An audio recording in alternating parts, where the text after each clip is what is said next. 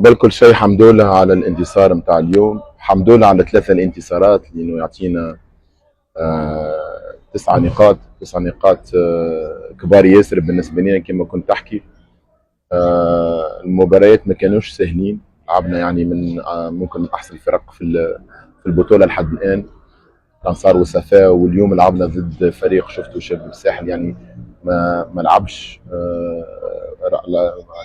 لعب هجومي، لعب اكثر دفاعي مكثف، خلق لنا كثير من المشاكل.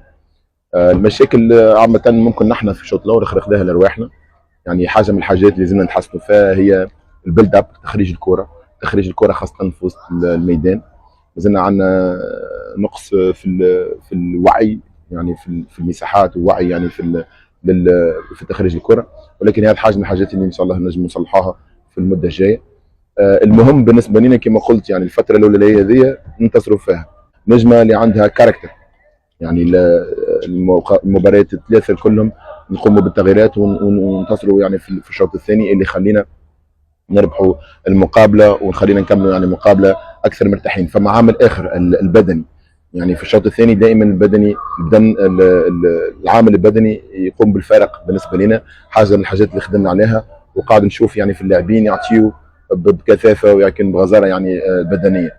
بالنسبه لطريقه اللعب بالنسبه لي انا يعني هو موضوع جديد بالنسبه للاعبين، بالنسبه حتى للطاقم اللي معانا، باش اللاعبين يعني يستوعبوا وتدخل لهم يعني المعلومات بسهوله.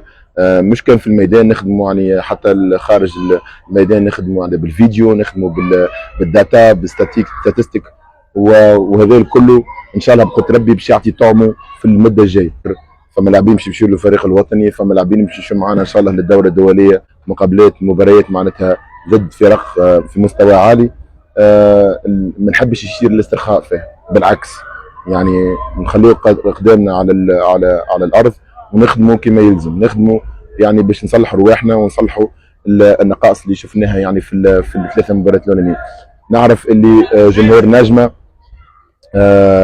الانتظارات نتاعو عاليه ياسر، وذا اللي وعدت. وانا بالنسبه لي جمهور نجمه الانتصارات، ولكن ان شاء الله نحبوا يعني فريق نجمه يكون دوميننت، يحب يكون فريق يعني في المستوى نتاعو العالي معناتها بالكره وبالانتصارات، وان شاء الله هذا هو الموضوع نتاعنا وهذا هو الهدف نتاعنا ان شاء الله. ما نعرفش معناتها جاهزيه، يعني لازم نكونوا واضحين يعني في الجاهزيه. نحن توا نلعب وننتصر، يعني بالنسبه لنا المهم هو الانتصارات ونقدم.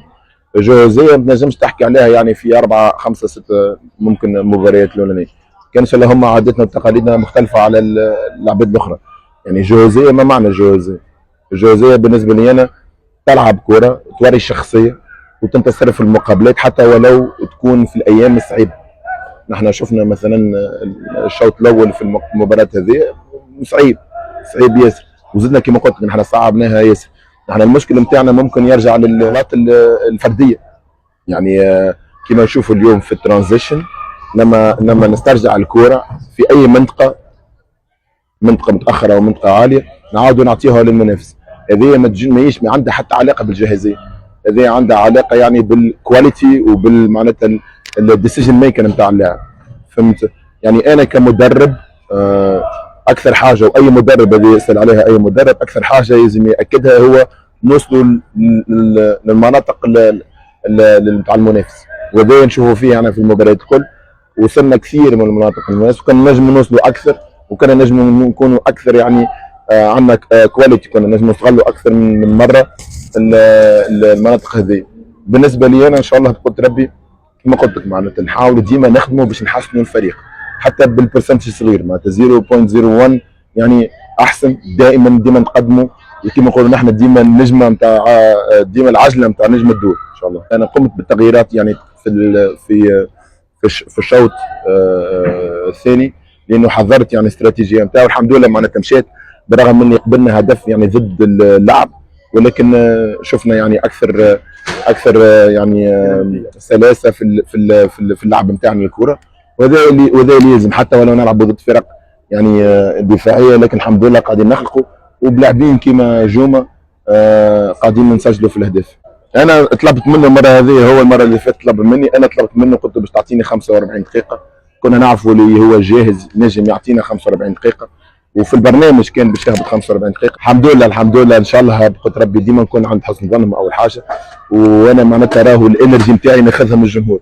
واول نهار جيت اكدت قلت راهو انا راني الشغف حاجه من الحاجات خلتني جيت لاني شفت جمهور النجم، نعرف جمهور النجم كبير اكبر يعني من اللي حتى شفناه اليوم. احنا شفنا جمهور الجمعه اللي فاتت والجمهور اليوم ممكن خاطر اليوم جمعه، لكن ماذا بينا يجيو ديما بغزاره ويجيو يشجعونا لاخر دقيقه، راهو باش نسعقوا لهم على طول الموسم.